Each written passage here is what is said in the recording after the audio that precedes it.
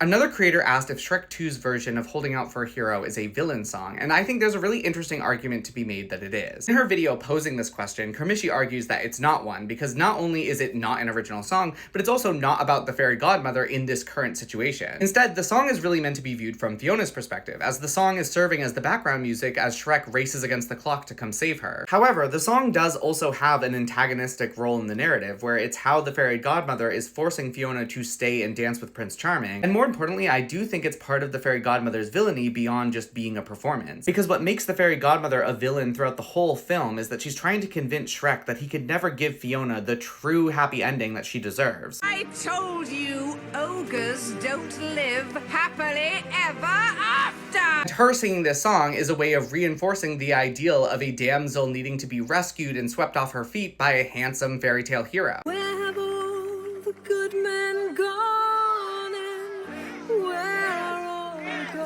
Even when viewing this from Shrek's perspective, he's literally on his way on a gallant steed to come rescue her, both from Prince Charming and from going back to being an ogre with an ogre husband. Instead of the beautiful princess and handsome hero couple he's convinced she wants to be. I want what any princess wants.